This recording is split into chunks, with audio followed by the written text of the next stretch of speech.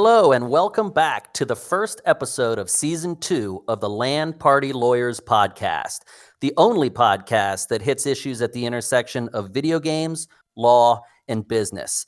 I am your host, Nick Brown, and joining with me is my co-host and partner in law and crime, Stephen Blickensderfer. I agree with you there until you said partners in crime. I disclaim any crimes. Otherwise, I agree with you there. Smart answer. We'll keep that offline. But here we are back at the beginning of Season 2.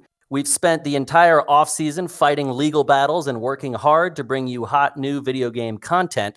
And we figured what better way to come back and start Season 2 than by going big and hitting what might be the biggest shift in the video game industry, the biggest change in the past 15 or 20 years.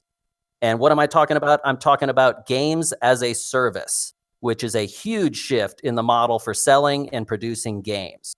It's the idea of going from games being treated as goods to games being treated as services, which, as hopefully we will convince you over the next few minutes, has major practical, legal, and revenue consequences for everybody in the industry. So, Steve, why don't you take it away and help everybody understand how do we get here? So it's important in thinking about and talking about games as a service to understand how we got here. Where did it all start? So you used to go to your retailer, for me it was Toys R Us back in the day, to buy a physical game cartridge. Okay, for me it was Nintendo.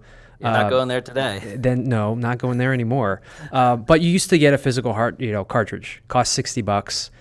It sometimes would have flaws and errors in code because nobody's perfect, but you would otherwise get a complete game. Put it inside your console, and you'd be playing it, and then as soon as you took it out, there's no more game, right?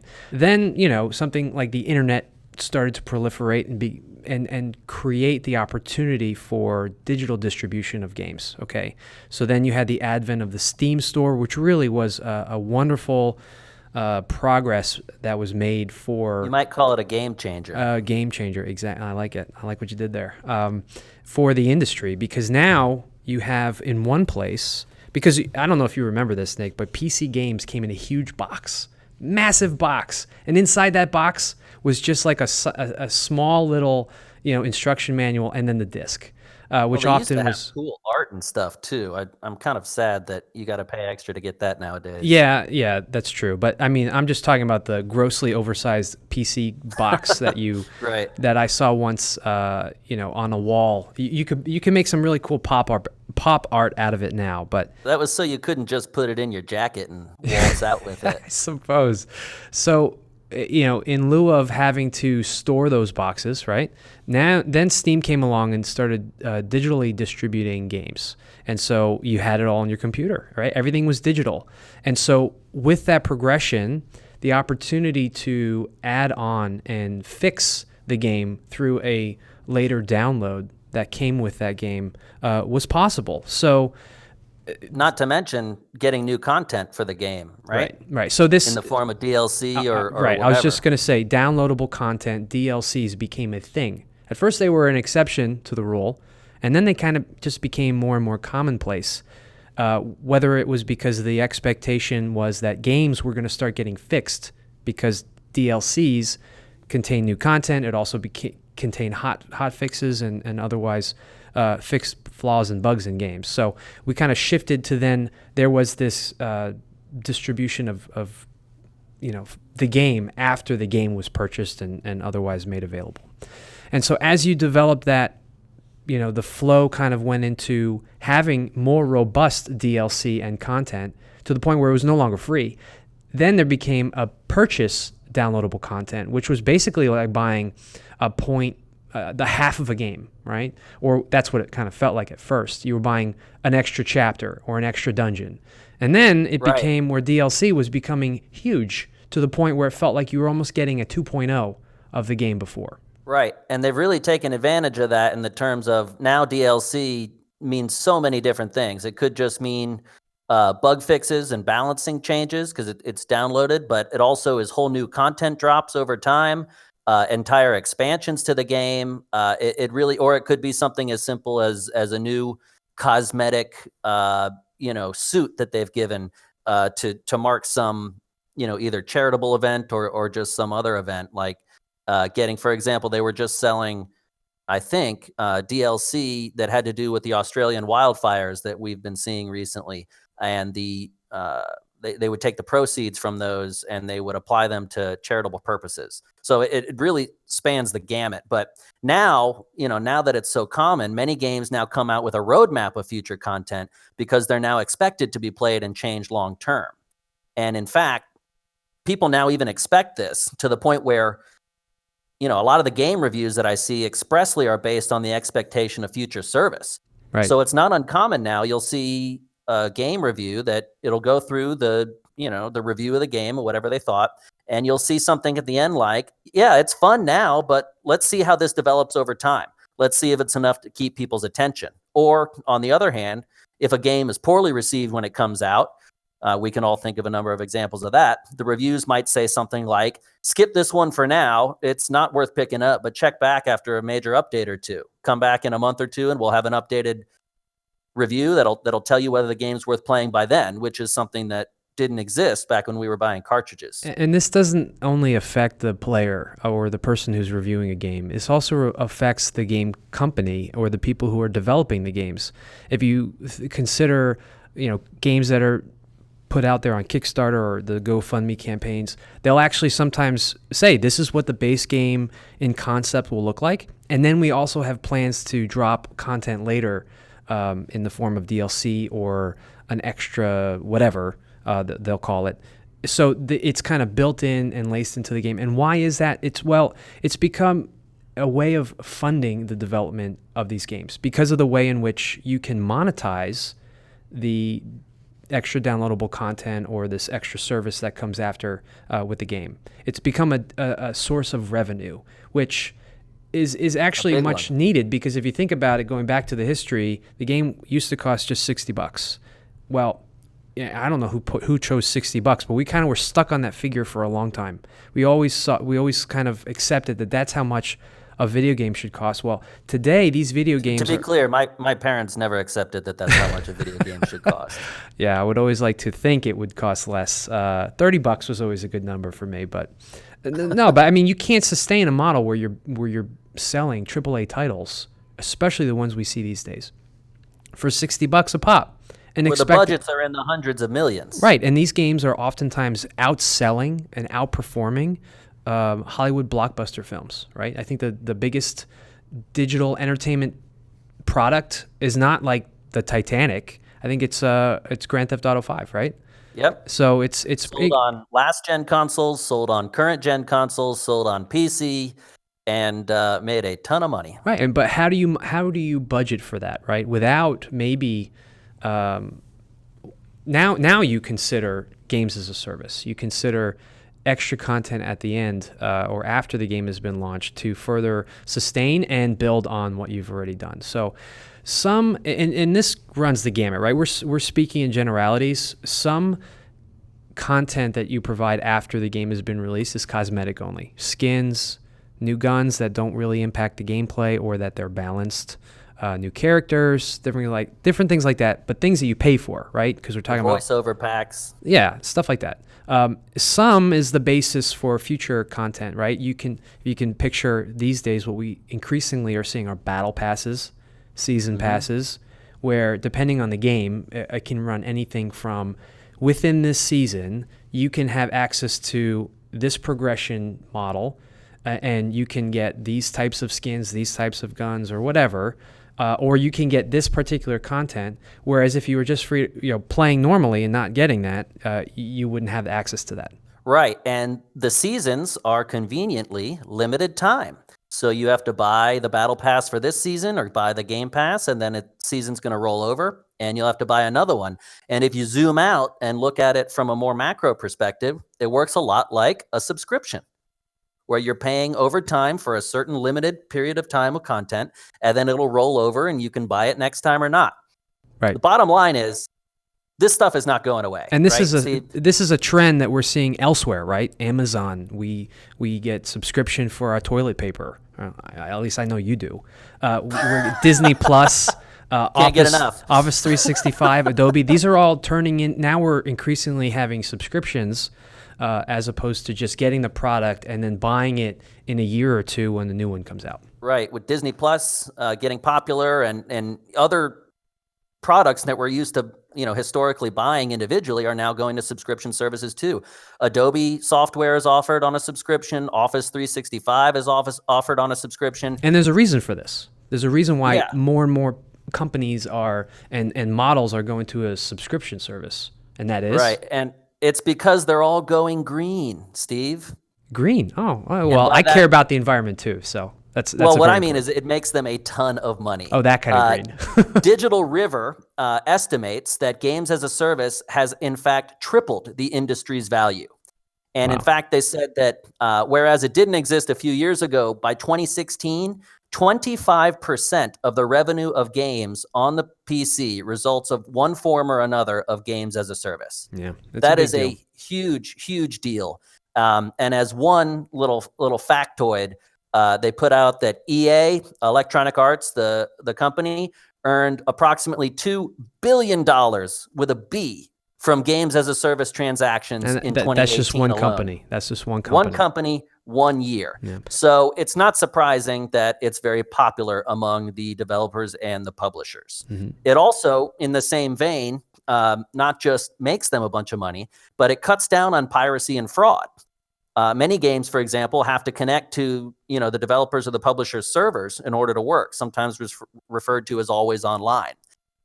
And that probably costs them a little bit of money to have those servers run, but it means they lose a lot less money from the game being pirated. And so they end up retaining more of their capital than they otherwise would have been able to do. Right. It's a lot harder to copy a game that is constantly evolving and connected to a server where you need to check in and have a valid key in order to continue to be able to play, right? So that it's an obvious plus, but it also has the negative side of always having to be connected, and so there's pluses and minuses. But that's definitely a reason for the trend towards games as a service. It also allows game companies to get funding for games, and games may be made that might not otherwise be made, right? And so I'm thinking the free-to-play model of games, Exactly. which really you can't talk about games as a service without mentioning the free-to-play model. And what is that? That's a game that is free. You literally can go and download it. A lot of these are mobile titles, and that's Right. really where you see a lot of the free-to-play model succeed. But it's not limited to mobile titles. I have it on I have one on my computer, right? Hearthstone is a free-to-play model that Right. I started off very staunchly saying I wouldn't pay any money towards it. I was going to be good free-to-play style. Free-to-play it's almost like a badge of honor. You said that. It was really. It hasn't worked out too well for me. Not very at all. naive. It displayed a beautiful innocence, Stephen. Yeah. Yeah. But the point Steve's making is a good one, which is on these free-to-play games. Even if the model works like this, they give away the game for free, so they're missing out on the $60 buy-in, right? That a lot of people would be giving, but at the same time, they're increasing their exposure because a lot of people are going to be able to download the game because it doesn't have a $60 entrance fee. You can try it. Right? You can try it out. That's the big how deal. it is. Exactly. And they spend a lot of time on the first few minutes of the game to make sure it's really enjoyable, because then they get you hooked. And then you'll keep playing the game and you'll spend money on microtransactions in the game, either some type of currency or skins or something. And what we've seen is that these games are typically supported by what are called in the industry whales. And that does not refer to how the people look. It refers to the fact that there are a few people that are going to play these games and they're going to think it's just the coolest thing in the whole world, and they're going to spend a ton of money on the game. Right. We'll see most people that play free-to-play games don't spend any money on it. A small percentage of people spend, what we might think of as a reasonable amount of money, a few bucks or the cost of a paid game. And then there's this tiny percentage of whales that just go bonkers and spend a bunch of money supporting the game. And those people actually drive the development and the revenue of the game. For example, I'd be interested to know how much you've spent on Hearthstone now, Steve. I asked you that last year, and you didn't want to tell me, so I can only assume that it's better this year. I still don't want to tell you. I still am going to avoid that question. So It's okay. I'm probably a whale for Pokemon Go, so we let's talk keep our about numbers that. to ourselves. No, But of course, this impacts game budgets too, right? yeah, I was just going to say that, Yeah. now when you're developing these games, you think about how much can you make at the back end when you're selling extra content in game, or just new downloadable content or a season pass. So that means you can monetize the PM, the sunset part of the game, but you just can't fund the game or support the game through release. So there's kind of a flip side to it. You have to dedicate staff, and you have to have a team beyond the initial development and publication to support the game.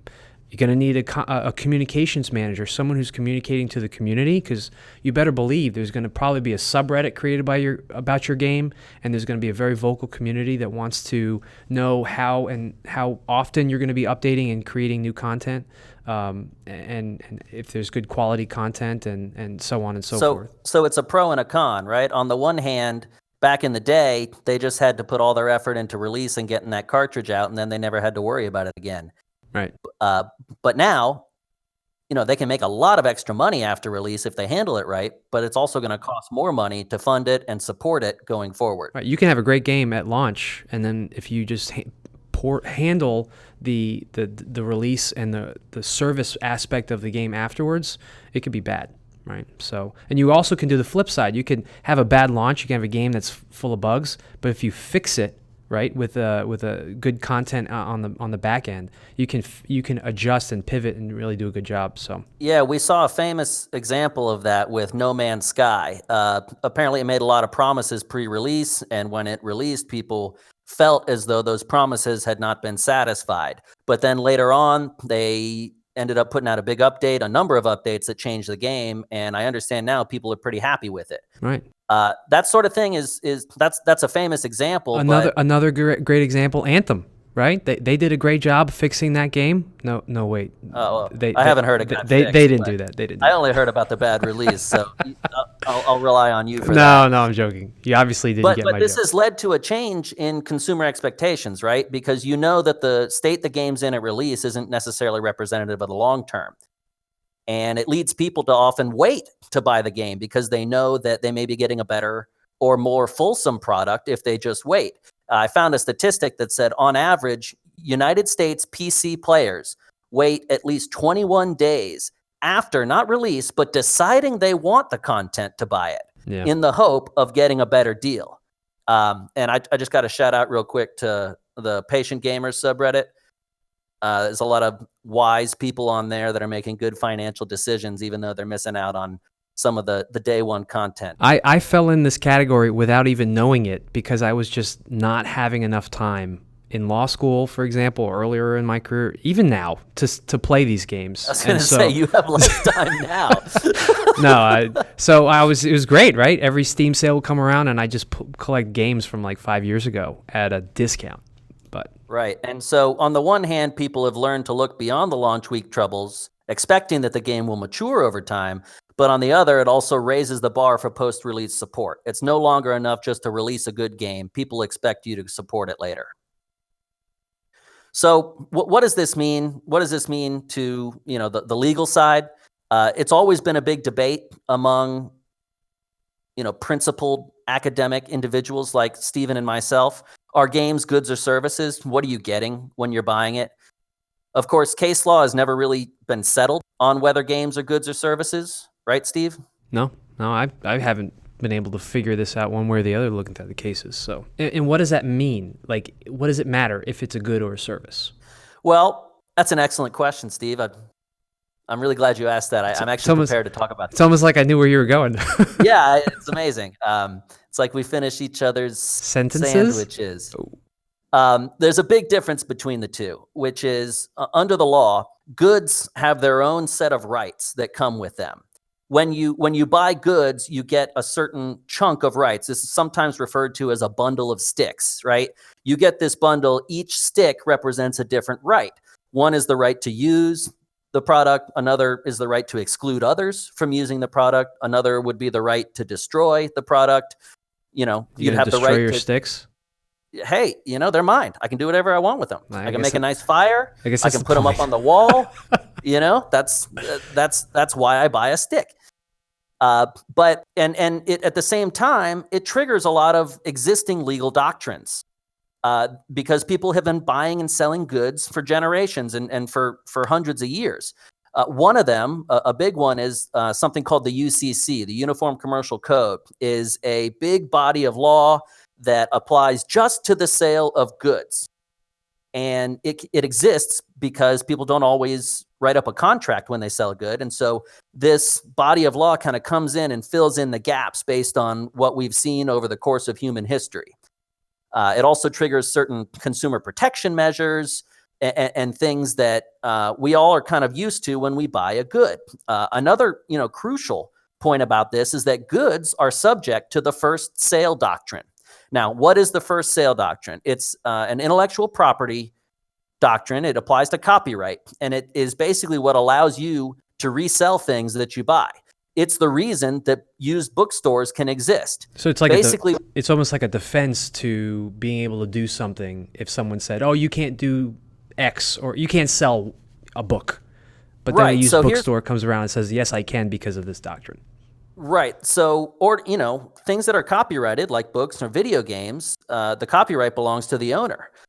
But what the first sale doctrine steps in when you buy a copyrighted good like a book or a video game, and it says someone who buys a copy of a copyrighted work does so legitimately, Steve, not downloading it on your Napster or whatever else you got going on there. I don't think they even still have Napster, Nick.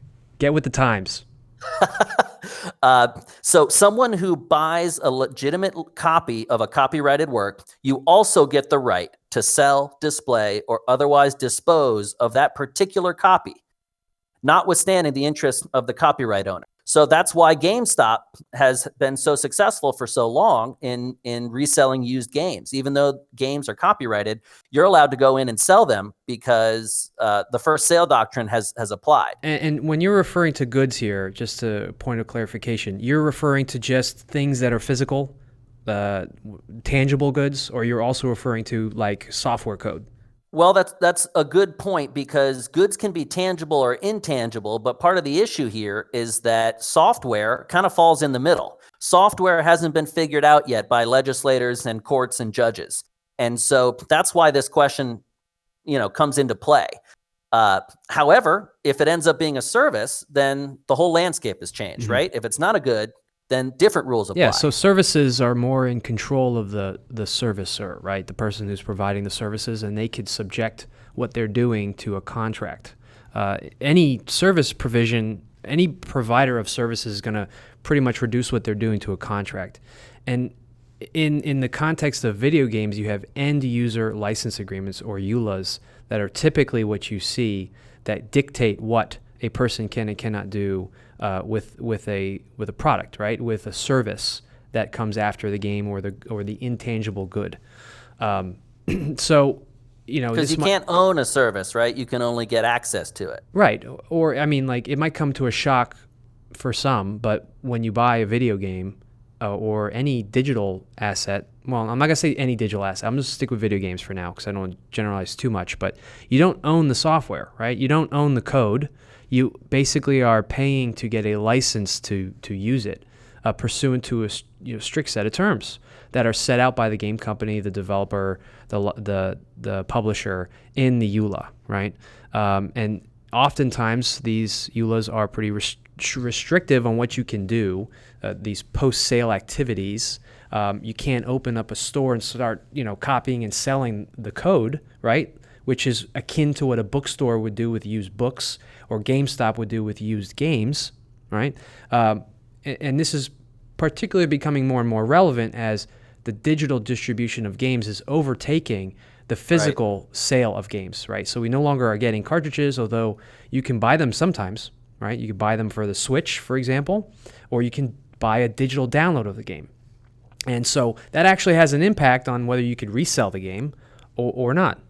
That's where you have the restrictions on the use, and it particularly is more and more important in when games are starting to become more and more services. Okay, and so EULAs, what are they? They're basically contracts, right? They're electronic or e-contracts, and e-contracts take various forms. Okay, the first is a shrink wrap agreement. That's the type of agreement found within the services, classically within the sealed packaging, where you cannot see the terms of the agreement until after you purchase or use the services or product. The next is a browse wrap agreement. That's when there's usually a hyperlink at the bottom of a website or page that links you to the agreement, and you don't have to click anything in order to say I accept. Usually your use of the product or service is the basis for the assent. Next is a click wrap agreement. Those are often the most common, where the end users are required to manifest assent by clicking I OK or I agree, where there's a link to the terms of service next to that box. And if you say no, you can't proceed to use the product or service. And finally, and by the way, there are many of these types of agreements, but I'm just going over 4. The last I'll go over is the scroll wrap agreement, and that requires the user to actually scroll through the terms of the agreement before that checkbox is even available so that they can click whether or not they accept. Right. The point, though, is that there's a bunch of different forms. Oh, man, and they're confusing because some are hybrids. Yeah, you don't even see a lot of them until after you've purchased the product. You paid for it, and then you download it and install it, and once you go to play it, you say, oh, by the way, here's a bunch of limitations. You didn't actually buy that game. Well, and the important point here, right, is e-contracts are contracts. The law will consider an e-contract as enforceable as a regular contract with some caveats, right? E-contracts, particularly how they're presented to consumers, and depending on how they're presented to the consumer, may be more or less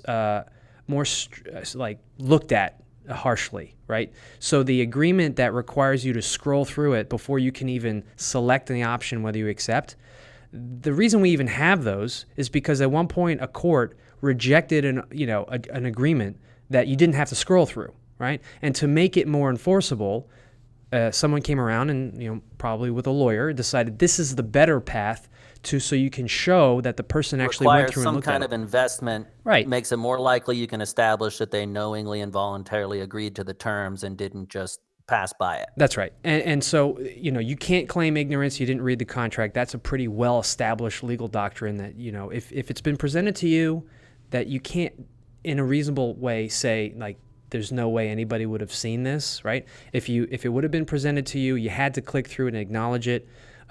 It's pretty much going to be you are deemed to have read those terms. So anyway, all that said, by treating games as a service, publishers and developers have more control to restrict their use of the software and the traditional good that once was. Because they never even sold it, right? All they sold you is a limited, carefully defined right to use the product in a specific way. Right. And that's, it has different evaluations depending on what side you're standing on. But one benefit for the developers is that it can be used to get around certain issues that are a lot harder to avoid when you're selling a good, like termination of access. If someone's misusing your product and they've got it out in the world, it's kind of hard to make them stop using it, at least outside of legal process. But if you've got an agreement that says I can foreclose your access at my sole discretion anytime, and I've got you playing the game on my cloud-based server, then I can just find your account and shut it down. It also is a mechanism to push back on some of the consumer protection elements that apply to other goods. Like, for example, your EULA can say there are no class actions about this. You're only going to bring a case in arbitration or something like that. And so it essentially gives more ability to streamline the use and restrict the use of the games. Yep. It also, raises other interesting, or at least interesting to legal nerds, legal issues. Like, for example, there's this thing out there called the undertaking doctrine. Do you know what that is, Steve? I do not. So it's a I really doctrine. Do, but I was just playing along with you. I just hope you know. I know. That. I kind of set you up for that. It's a legal doctrine, and it says basically this: you don't have to do stuff for other people. You don't have to render services to other people. But if you undertake to do a thing for someone else, you can then be liable for harm that are caused in rendering those services, even if you didn't have to do them in the first place, right? And, it's kind of an analogy to like some of the law that says, if you see someone hurt on the side of the road, you don't have to help them. But if you do help them, you can't make it worse. You can get in trouble if you make it worse. And this is kind of like that. And it could become relevant here, right? Because you don't have to provide ongoing post-release support for your games that you're developing. But if you do, then someone might be able to argue that you've undertaken the obligation to do it in a competent and fulsome manner consistent with consumer expectations. That's just like the Good Samaritan doctrine that says if you're going to help somebody, you don't have to help them, right? You can leave them on the side of the road. But if you do, you can't hurt them, right? Right. Or else you're going to be liable Exactly. to. So and that argument gets easier to make the more games shift into a games as a service model as opposed to a goods model. Right. So let's talk a little bit about some takeaways. And I want to start first with some takeaways for game companies. And I think the big takeaway here is as we are moving to a model that's games as a service, that means that the traditional EULA that once was kind of an afterthought that came with the game because it just governed the use of the game on the computer or wherever it was being locally installed, needs to incorporate more of the software as a service provisions and thoughts about, really it's transforming these into subscription agreements, right? If you think about it that way. And so what does that mean? The terms need to account for access and use of the game over the course of the services period. What does the services period look like? That needs to be thought about. That could and should probably need to be spelled out in the agreement. This is particularly if the game is played on the cloud and not locally stored on the computer, right? So are there also terms that govern the maintenance and availability of the game during downtime? Another important consideration. Also, what about the customer's right to use the software as a service at the termination of the agreement? What does it look like when the services end with respect to the rights of the end user? And what happens to the data, right? I'm a data privacy guy. I do that a lot for clients. What happens with the storage of the data at the end of the services? Is there any data that's going to be flowing to and from the game or the local computer? Anyway, all this to say, the agreement should anticipate the unique differences between the traditional model and where we're going, the subscription model, as it pertains to games.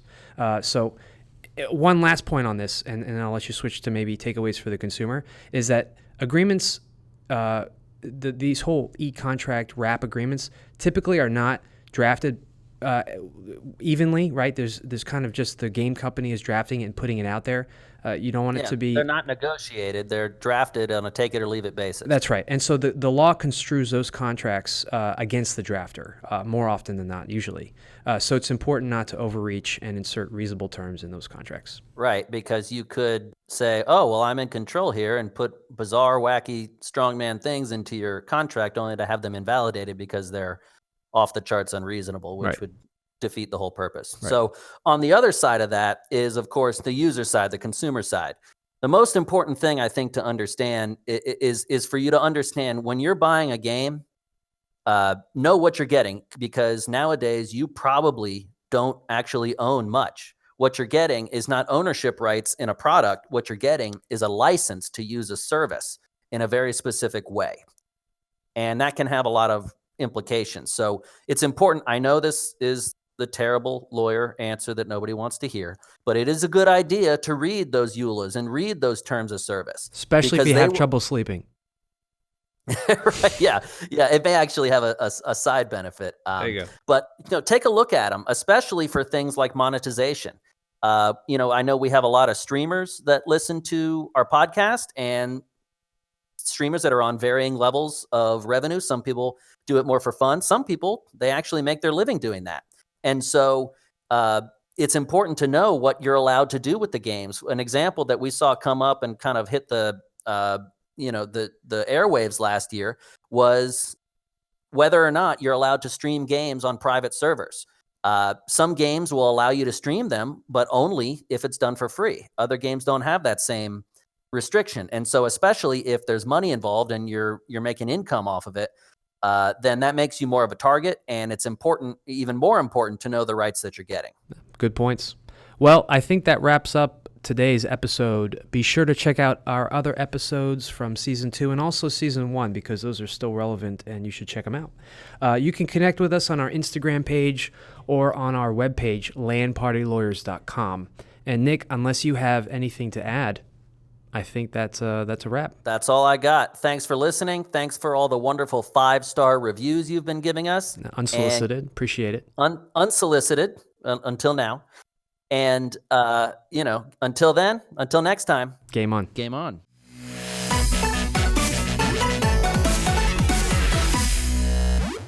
You've been listening to the LAN Party Lawyers podcast series with Steve Blickensderfer and Nick Brown. To learn more about our e-gaming and esports practice, visit carltonfields.com. This podcast is intended for general information and educational purposes only and should not be relied on as if it were advice about a particular fact situation. The distribution of this podcast is not intended to create, and receipt of it does not constitute an attorney-client relationship with Carlton Fields. Thanks for listening.